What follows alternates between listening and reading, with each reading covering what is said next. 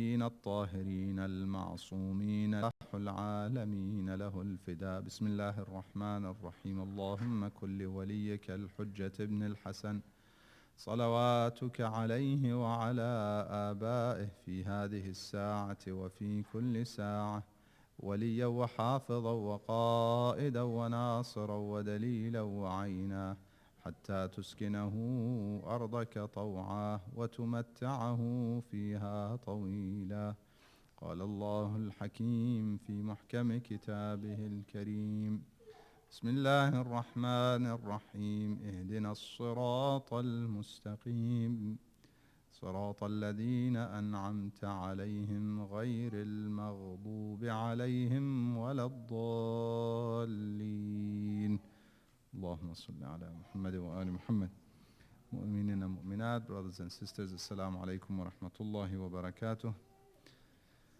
May Allah subhanahu wa ta'ala on this evening after the day of Friday make us amongst those who were forgiven on this day and who received His bounties and blessings on this day, and make us amongst those who purified and on the way, on the path towards Him, inshaAllah. It is odd that I recited part of Surah Al-Fatihah. Often we recite the entire surah. However, that is the part that we are up to. It's been a few weeks, so I will have to give a refresher on what we discussed so far on the surah, or briefly summarize what we discussed, and come to the end part of the surah, inshaAllah. Surah Al-Fatihah, or As-Sab' Al-Mathani, or Al-Hamd, this beautiful surah of the Holy Quran, which is prescribed as the recitation, the obligatory part of recitation in our daily salat, which is also referred to as Quran. As we recite in the Holy Quran, when Allah subhanahu wa ta'ala prescribes the times of salat, He says, أقم الصلاة لدلوك الشمس إلى غسق الليل وقرآن الفجر. Quran al-Fajr is actually Salatul Fajr, referred to as Quran, which is based on the recitation, which is the wajib recitation, being Surah Al-Fatihah. Very significant surah of the Holy Quran, and I mentioned that this surah is basically the discipline and the teaching of Allah subhanahu wa ta'ala to you and I, to all of us, humanity, how to talk to Him, how to praise Him, and how to beseech Him, and how to ask Him. It has within it at-tasbih, wat-tahleel, wat-tahmeed, wat-du'a. It has all sorts of glorification and also invocation and asking Allah subhanahu wa ta'ala, especially when it gets to the part where we ask for guidance. The initial part of the surah I mentioned has the tone of speaking indirectly to Allah subhanahu wa ta'ala, praising Him without speaking to Him directly, praising Him in terms of the first part, Bismillah ar-Rahman ar-Rahim, I begin or I seek help with the name of Allah subhanahu wa ta'ala, the most merciful, the different types of His mercy, Ar-Rahman Ar-Rahim, describing His mercy in so many deep levels. Then the hamd there, Alhamdulillah Rabbil Alameen, is not direct, rather indirect. Then Ar-Rahman Ar-Rahim, still indirect. Maliki Yawmiddin, indirect, until Allah subhanahu wa ta'ala says, إِيَّاكَ نَعْبُدُ وَإِيَّاكَ نَسْتَعِينُ. Now He is teaching us to speak to Him directly. Again, this ayah clearly differentiates between Islam and many other religions that do not have the permission, or do not give their adherents the permission to speak to God directly. They have to go through their priests, or they have to go through their monks, and so on. In Islam, that is not the case. We speak to Him directly. إِيَّاكَ نَعْبُدُ وَإِيَّاكَ نَسْتَعِينُ. Only You do we worship, and only from You do we seek help.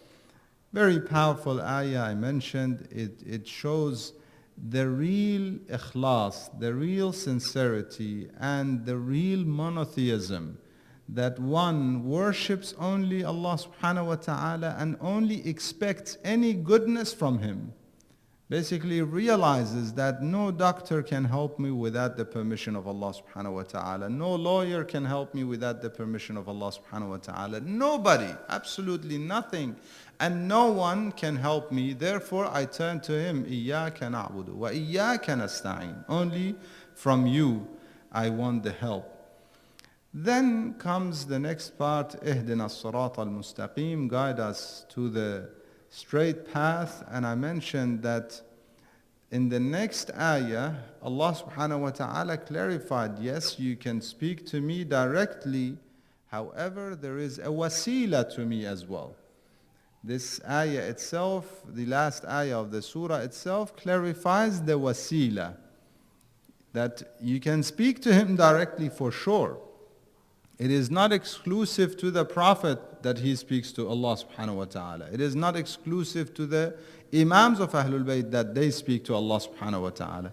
It is not exclusive to the scholars that they speak. Nobody has basically can tell you that it's only me who can speak to Allah subhanahu wa ta'ala. However, the same Quran that tells you to speak to Him directly, ud'u rabbakum, speak to Him, call Him, تضرعا وخفيا, in every way, in every style, silent or loud, humble, in every way, talk to Him. Yes, the same religion tells you, وَلَوْ أَنَّهُمْ إِذْ ظَلَمُوا أَنفُسَهُمْ, if they, when they oppress themselves and commit sins, because dhulm of the nafs refers to sinning.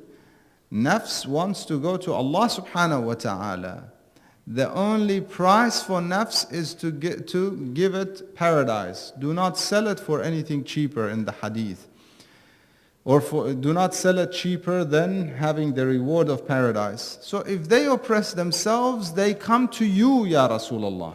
جَاءُوكَ فَاسْتَغْفَرُوا اللَّهَ وَاسْتَغْفَرَ لَهُمُ الرَّسُولُ. They seek forgiveness from Allah subhanahu wa ta'ala through Rasulullah, asking Him to seek forgiveness for them. And also we have the other story of the children of Nabiullah Yaqub or Israel ala nabina wa alihi wa alayhi salam, that when they came to him, to their father, eventually when they confessed, when everything came out in the open, they came and said, قَالُوا يَا أَبَانَ اسْتَغْفِرْ لَنَا. They said to their father, you seek forgiveness for us. Allah subhanahu wa ta'ala brings this in the Holy Quran, does not say why did they say that. Rather, He is saying that this is what they said, and their father in response said to them, I will do that for you. And he said, I will later. You know the term that he used, meaning I will later on. And our Mufassirin and the Riwayat narrate that he said that because he wanted to delay it for the Sahar of Laylatul Jumu'ah. Not tonight, basically the last night. The time of Sahar right before Fajr, the best time for istighfar. He said, I will do that for you, referring to that time. In any case, therefore we do not say that it is an exclusive thing or an exclusive privilege for the Prophet or the awliya or a certain sect of the society that they speak to Allah subhanahu wa ta'ala. However, those people, with the connection they have, they can do wasila for others. In fact, as Muslims, we go to average people, normal people, and we ask them for dua, yes? We see each other and we say, please keep us in your prayers. Not just Muslims, other groups of faith do that.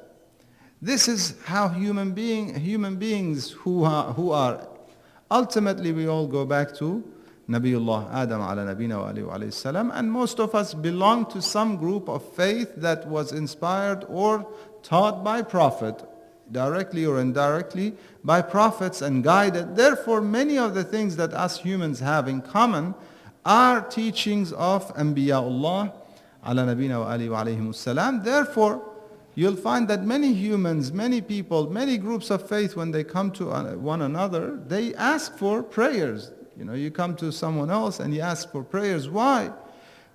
Part of it is because you hope that maybe I have sinned and I don't deserve to be answered. I don't deserve for Allah subhanahu wa ta'ala to listen to my dua. We have in the dua that we recite the munajat wasma' nida'i du'a'i idha da'awtuk. In the munajat or the du'as from Ahlul Bayt, we are taught to say, listen to or hear my dua when I call you. Now, does Allah subhanahu wa ta'ala not hear? Yes, He hears. But if we deserve for Him to answer our dua, that sami'a refers to Him hearing it and answering it. Therefore, certain people, Allah subhanahu wa ta'ala has granted a certain level because of their connection, because of their purification.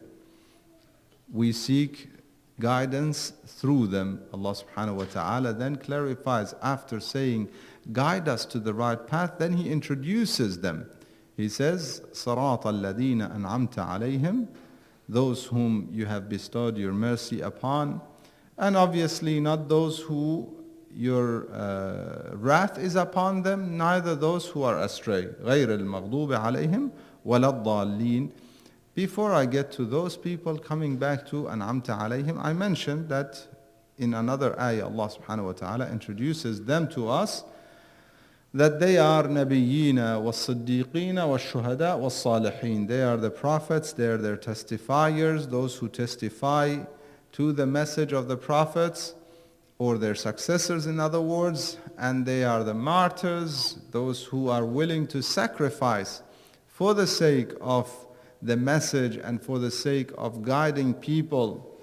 Those similar to the story of the man who came in Surah Yasin, perhaps Habib al-Najjar, if that is what his real name was, that he came from a distant part, from the outskirts of the city, came rushing, wanting to help his people, guide his people. Eventually he was martyred by the people because of them not withstanding his guidance or his basically opposition to their worshipping of the idols and so on. So these are the people we want to follow, and obviously the righteous ones was salihin. Here I want to speak tonight, focus on one thing, inshallah, through this surah, and that is the power of association. Maybe I've shared this before with some of the mu'mineen, some of you may have heard it. It's a beautiful story and analogy that somebody comes, it's a Farsi poem that the poet says that there was a beautiful scented clay. They used to use clay. Nowadays we have what we call soap, yeah? They use clay for cleaning, different types of clay and so on. And some of it would be scented and so on. This one was very beautifully scented, clay. So the man, or the poet, he says, I received this, and he starts imagining. He said, I received beautifully scented clay while I was in the, in the shower, bathing. And he says, I asked it. Now this is imaginary, obviously. I asked that. I said, what are you? The clay. Are you musk? Or are you some other, essence of some other perfume? Mashki ya abiri. He says, I am intoxicated by your beautiful scent. که از بوی دلاویز تو مستم. Then the clay responds. Again, this is imaginary. The clay responds, he says, no, I am simply clay. I am nothing but a clay. However, I was a neighbor of a flower. ولیکن مدتی با گل نشستم. I was a neighbor of a flower. I was next to a flower for a long time or for a period of time. The perfection of my companionship, کمال همنشین در من اثر کرد. That perfection or the beauty of my companion affected me. Otherwise, I am the simple clay that I am. Besides being in companionship of the beautiful flower. One of, an analogy that is often used by our teachers and our scholars is that, you go to Attar. Attar is someone who sells perfume or makes it, mixes it, and so on. You go and sit in his store for a while. He's mixing perfume all day and selling perfume, testing perfume. When you leave the store, what do you expect you're going to smell like? Obviously, you'll smell like perfume. Beautiful. Now, if you sit with, and not against any job, in the end of the day, we need, all sorts of jobs. But if you sit or if you spend your day with a garbologist, somebody who collects garbage, and he's collecting garbage from one house to another and picking up the garbage and dumping it and so on. You spend your day with a garbologist. In the end of the day, what are you going to smell like? You're not going to smell like perfume, obviously. You will smell like the stuff that he is working with all day. You spend your day with him. Perhaps imagine you sit in a car with one of those people and you're traveling with them. You're going to be smelling like them. Again, I'm not against that job. The simple, what we're drawing from that analogy, or the comparison we're drawing from that analogy, is that whoever you sit with, they're going to affect you. If you sit with somebody who has a beautiful language, that they speak beautiful words, and they're very peaceful, and every word they say is beautiful, all praising words, beautiful, peaceful words. You are, spending time with these people, you will be like them. This is a fact.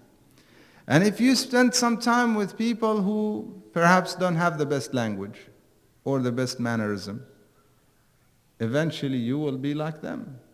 It took somebody I know very well, perhaps I shouldn't mention names and characters.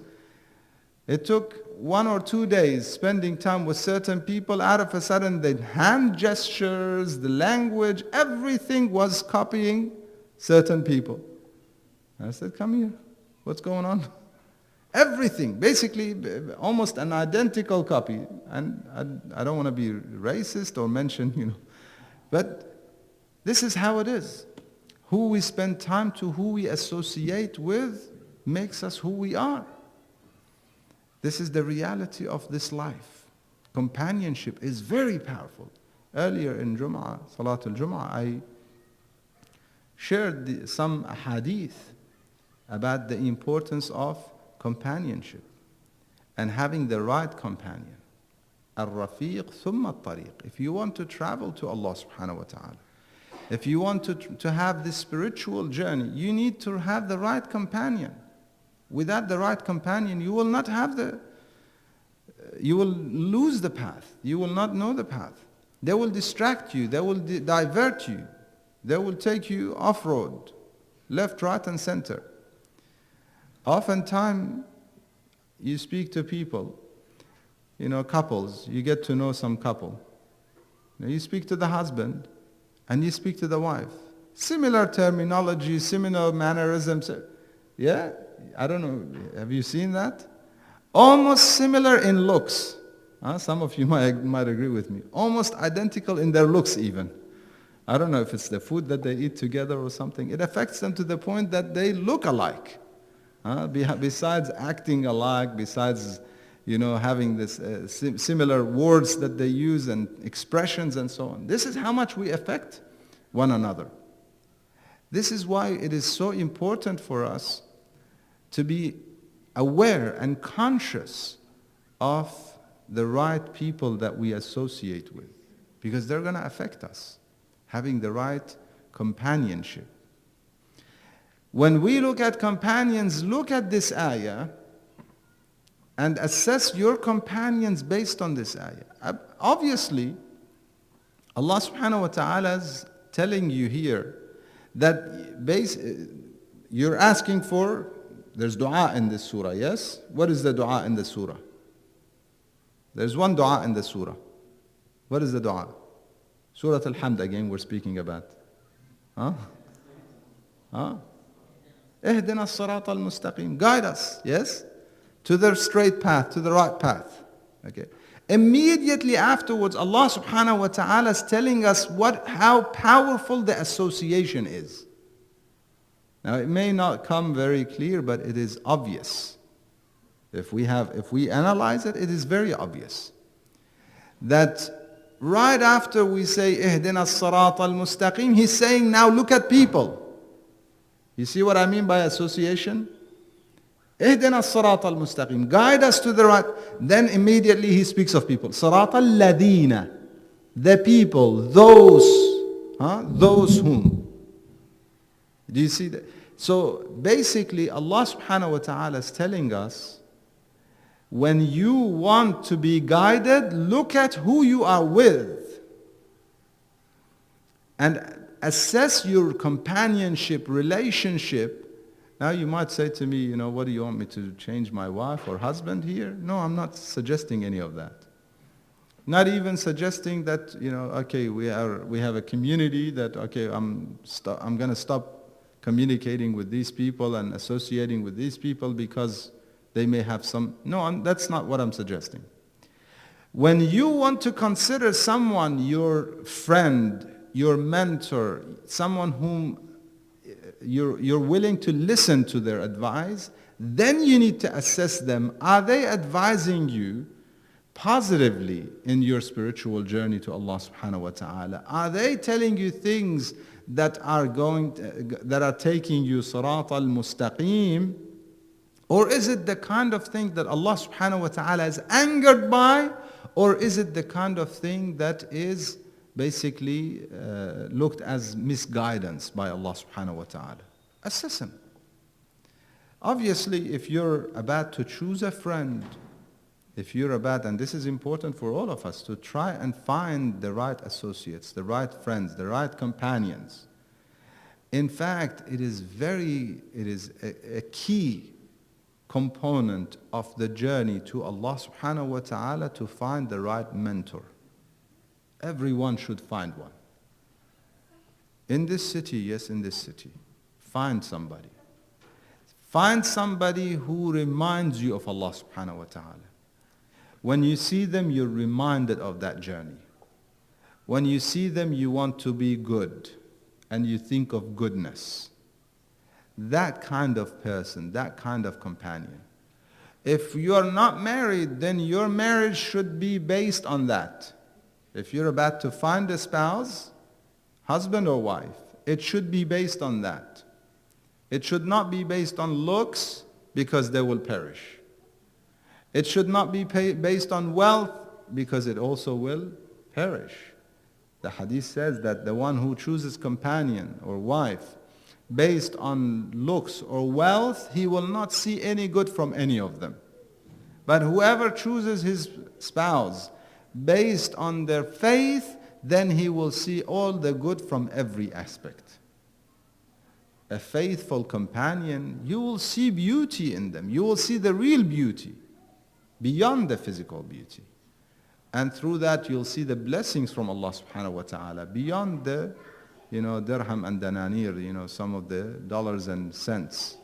These are nothing compared to the real blessings from Allah subhanahu wa ta'ala, based on being guided, based on being on the right path. If you want to choose a friend, this is why I say to mu'mineen and mu'minat, especially when it comes to our youth, children and youth, you find the right people for your children, for your young teenagers, boys and girls. You find the right friends for them, associates for them, right companions for them. And then you make sure they interact with one another. Because ultimately they'll go and find. If you don't do it, they're going to find for themselves. But then it's out of your control whether they're the right companions, right friends. or the wrong ones. And Allah subhanahu wa ta'ala in this surah that we recite every day, and I want you to focus on this. When we pray our salat, don't recite the salat just as a autopilot. Every day we recite Surah Al-Hamd. When you say Sirat al-Ladina, a key word, just remember this term, al-Ladina, those whom. Then think of who you associate with, who are your companions, who are the people who influence you, who are the people you listen to, who are the people you obey. Think of those people and think which category do they belong to. Are they الَّذِينَ أَنْعَمْتَ عَلَيْهِمْ? Are they righteous? Obviously they're not martyred because you're living with them, unless you have a mentor who's martyred. And obviously they're not Nabiyyin, and they're not the successors of the prophets. They could be Siddiqeen if we expand the meaning of Siddiqeen, those who testify beyond the successors. They could be Siddiqeen, and they could be eventually Shuhada. And most importantly, look at whether it's righteous or not. The simple test. Is their act righteous? Is their advice righteousness towards Allah subhanahu wa ta'ala? Or is it not? Is it going to bring the wrath of Allah subhanahu wa ta'ala? Or are they misguided? And believe me, my dear brothers and sisters, it is within us that test. That the answers to the test is within us. We have the measure within ourselves. How so? Allah subhanahu wa ta'ala clearly tells us. The yardstick, what do they call it? We have it within ourselves. Allah subhanahu wa ta'ala says clearly in the Holy Quran, إِنَّا هَدَيْنَاهُ السَّبِيلَ. We have guided him to the path. إِمَّا شَاكِرًا وَإِمَّا كَفُورًا. So he knows, mankind, you and I know what is shakiran and what is kafura. If we assess, then we will find the answer. Then we will determine, okay, he is guiding me to the right, or he is misguiding me. She is guiding me to the right path, or she, God forbid, is misguiding me. Her comment or his comment is racist. Okay, I'm going to take it out because that is not godly. It is stingy. I'm going to rule it out. I'm not going to listen to it. I'm not going to obey it. I'm not going to be affected by it. Or it is, teaching me generosity. It is guiding me towards harmony, loving everyone. And so then I will take that. This is a simple example. However, my dear brothers and sisters, this part of the surah shows very clearly the power of association. Alladina. And think of whom based on an'amta alayhim, or wal'ayadu billah al-maghdubi alayhim. And definitely we don't want to be amongst those who are astray. We ask Allah subhanahu wa ta'ala to guide us to the path of Nabiyyin and Shuhada, Siddiqeen, Shuhada and Salihin, and to keep us away and help us stay away from the path of those whom His wrath is upon them and those who are astray. We ask Him to make us amongst those who listen to what's said and follow what's best. وآخر دعوانا الحمد لله رب العالمين وصلى الله على سيدنا محمد وآله الطيبين الطاهرين اللهم صل على محمد وآل محمد. Yes, if you have questions, inshallah, and then. Sometimes, especially in the morning prayer, sometimes it's really still not really Focused, yeah. If we do the salat not the way we want it, can we reject salat? Can we redo that salat? Yeah. Yes. You can redo a salat that you have done. You can redo it with the best thing, if in case you had salat that you missed or something, you do, when you redo something, do it amma fi dhimma.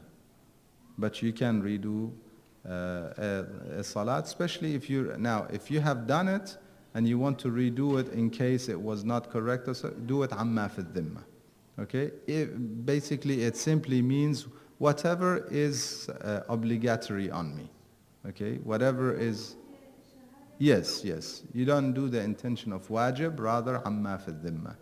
Okay, whatever is, Salah when within travel sometimes it's hard to pray. So that's the way he. not qasr and not qada. No, no, no, not qada. Not niyyah of qada. No, it's not hard. Amma fi dhimma. If it is not correct, yes, yes, that's the one. Yes, you make it. Unless you're doing it in jama'ah, then you can repeat it with the niyyah of wajib. Yeah, so if I prayed, let's say somebody prayed Maghrib and Isha and came to the masjid and now there is jama'ah praying Isha.